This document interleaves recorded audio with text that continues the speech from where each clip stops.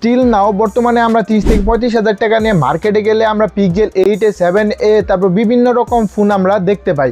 এই ফোনগুলো আদৌ কি, এই ফোনগুলো কি আদৌ রিফাবলিশ, না এই ফোনগুলো পার্টগুলো পরিবর্তন করা হয়, না ডিসপ্লে পরিবর্তন করা হয়, সব কিছু কিন্তু আজকে ভিডিওর ভিতরে আমরা জানাবো। এবং মিড রেঞ্জ বাজেটে কি এই ফোনটা একটা ফ্ল্যাগশিপ কিলার হতে পারে কিনা বর্তমানে 30 থেকে 35,000 টাকা বাজেট অনুযায়ী সম্পূর্ণ দেখলে আপনি বুঝতে পারবেন যে 35,000 টাকা বাজেটে পিক্সেল আপনার পছন্দের তালিকায় রাখতে পারেন কিনা, বা পিক্সেলের ফোন কেনা কি আদৌ টাকা নষ্ট না ভ্যালু ফর মানি প্রোভাইড করতে পারতেছে পিক্সেল 8। বর্তমান ফোন কোম্পানিগুলো ফোনের দাম যেভাবে বাড়াই ফেলতেছে, কম বাজেটের ভিতরে ভালো একটা ফোন পাওয়া আমাদের জন্য দুঃসাধ্য। এই ফোনটা আজকে সারাটা দিন রাফলি ইউজ করছি এবং রাফলি ইউজ করে আমরা এতটুকু জানতে পারছি যে এই ফোনগুলা রিফাবলিশ না, বাট এই ফোনগুলোর ভিতরে পলিশ করা হয়। যেমন আপনি পিক্সেল 8টা নিউ কিনছেন, তারপরে আপনার 6 থেকে 7 মাস ইউজ করার পর এই ফোনগুলো সেল করে ফেলছেন, কিন্তু এই ফোনগুলোর পিছনে দেখবেন অনেক ডাস্ট লেগে থাকে এবং কিছু ডেন্ট পড়ে যায়, যে ডেন্টগুলো আপনার সাধারণ কোনোভাবে তোলা সম্ভব না। এই ফোনগুলো নিয়ে পলিশ করা হয়, পলিশ করার পর কিন্তু এই ফোনগুলার পুরো বডিতে চকচকা দেখা যায়, কিন্তু এই ফোনগুলার যে ছোট ছোট অ্যালুমিনিয়ামের ভিতরে স্পটগুলো, এই স্পটগুলো কিন্তু থেকে যায়। এই হলো বর্তমানে 50-60 টাকার পিক্সেল 30 থেকে 35,000 টাকা বাজেটে এইভাবে পাওয়া যায়।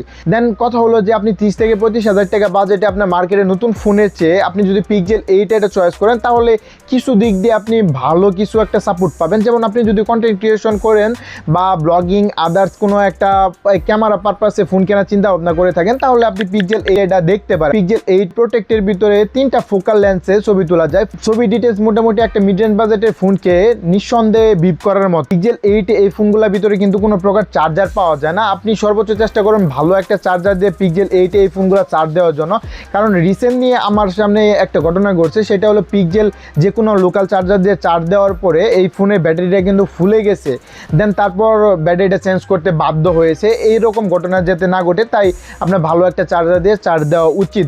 এই ফোনগুলো আপনি কিভাবে বুঝবেন যে আপনার বডি সহ সব কিছুই মোটামুটি অথেন্টিক রয়েছে? সর্বপ্রথম আপনি পিক্সেল এই ফোনটার সিম ইজেক্টর পিন দিয়ে আপনি সিম স্লটটা খুলে বের করবেন। সিম স্লটটা খুলে বের করার পরে সিম স্লটের ভিতরে আইমি দেওয়া রয়েছে, এই আইমিটার সাথে আপনি ফোনের আইমিটা মিলাবেন। আপনি যদি *#06# লেখা ফোনের আইমিটা বের হয়ে পড়বে। বের হয়ে পড়ার পর আপনি সিম স্লটের আইমি আর দেন আপনার ফোনের আইমিটা ম্যাচিং করবেন যে আপনার এই আইমিটা ম্যাচিং হয় কিনা। অনেক সময় দেখা যায় কি যে সিম স্লট সহ পুরো বডিটা চেঞ্জ করা ফেলে, তখন কি হয় যে আপনার সিম স্লটের সাথে আপনার ফোনের আইমিটা ম্যাচিং হয় না। এগুলো পিক্সেল 8A 7A পিক্সেল ফোনগুলা কেনার আগে অবশ্যই আপনি চারোদিক দিয়ে খুব ভালোভাবে পর্যবেক্ষণ করবেন যে এই ফোনগুলোর ভিতরে কি কি স্পট রয়েছে এবং কি কি প্রবলেম রয়েছে। আপনি পিক্সেল 8 যে জায়গা থেকে কিনেন অবশ্যই বিশ্বস্ত কোনো প্ল্যাটফর্ম থেকে কেনার চেষ্টা করবেন।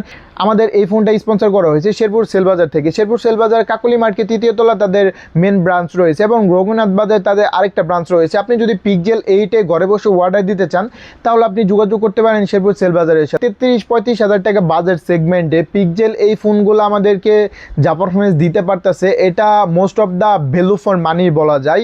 যাদের ক্যামেরার দিকে একটা ফোন কেনার চিন্তা ভাবনা আছে, পিক্সেল 8 এই ফোনটির ভিতরে কিন্তু সিনেমাটিক রয়েছে, এবং আপনি সর্বোচ্চ 4K/60 fps ভিডিও করতে পারবেন আপনি 1080/60 fps। সেলফি ক্যামেরাও যথেষ্ট ভালো।